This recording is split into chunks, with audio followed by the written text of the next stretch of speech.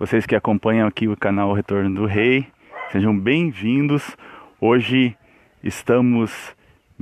vamos ministrar a segunda parábola lá de Mateus 13.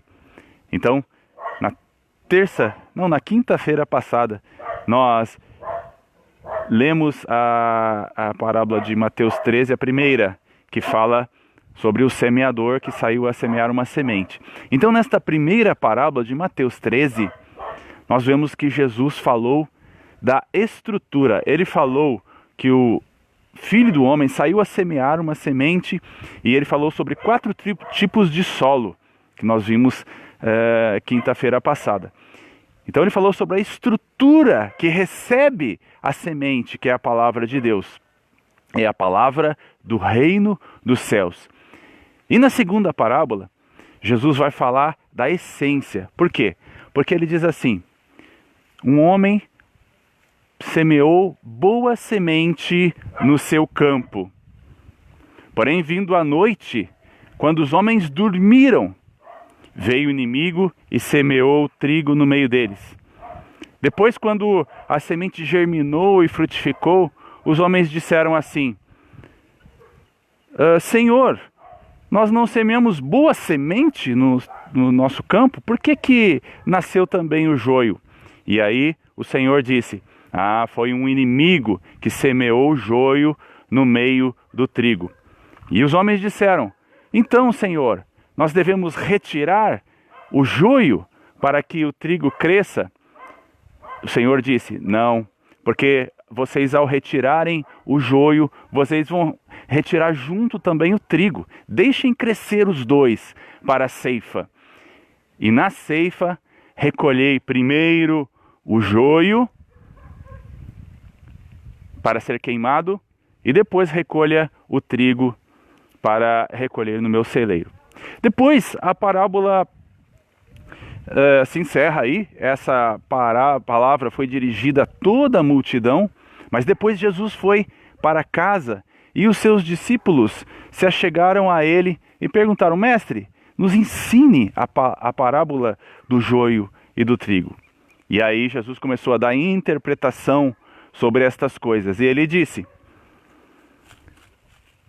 o homem que semeou é Deus. E ele semeou o quê? Ele semeou boa semente no seu campo. A boa semente são os filhos do reino. E a semente do joio que foi semeada também pelo inimigo são os filhos do maligno. A ceifa é o fim do mundo, os ceifeiros são os anjos. Então, na ocasião da ceifa, o Filho do Homem dirá aos ceifeiros: colhei primeiro o joio e atai-o em molhos para ser queimado. Ou seja, recolhei do meu reino tudo o que produz escândalo e pratica a iniquidade, e lance na fornalha. Mas os justos recolhei no meu celeiro, e eles vão brilhar como o sol no reino do seu Pai. O que acontece no momento da ceifa?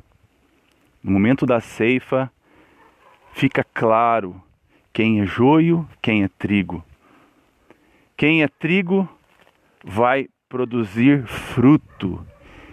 E o fruto produzido vai fazer com que a planta do trigo se incline. Devido ao peso, ela vai se inclinar, ela vai estar carregada de fruto. E o joio permanece em pé, seco, sem vida, mas ele permanece em pé. Então fica mais fácil diferenciar o trigo do joio no momento da ceifa.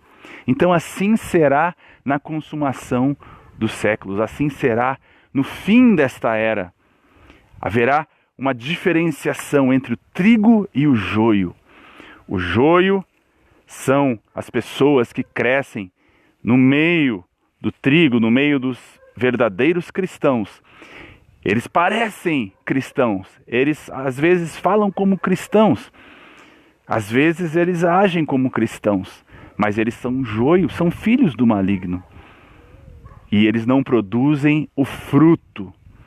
E eles vão ficar, no final no momento da colheita, vão ficar inteiros, em pé, grandes, até bonitos, mas sem frutos, sem a essência, sem o mover do Espírito que gerou algo que pode alimentar as pessoas. Então, na hora da ceifa, nestes dias, vai acontecer a diferenciação entre dois povos e vai ficar cada vez mais claro quem é joio, quem é trigo, quem tem fruto, quem não tem fruto, quem promove escândalos e pratica a iniquidade.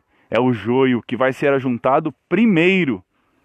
Primeiro não é o trigo, primeiro é o joio que vai ser ajuntado em feixes para ser queimado. E o trigo vai ser recolhido pelo Pai para ser ajuntado no seu celeiro. Então esta é a segunda parábola que Jesus contou em Mateus 13. Até terça que vem, então, compartilhe essa palavra, faça essa palavra correr para que a gente se aprofunde nesse entendimento das 7 parábolas de Mateus 13 que nos dão clareza sobre o reino de Deus. Até mais, pessoal!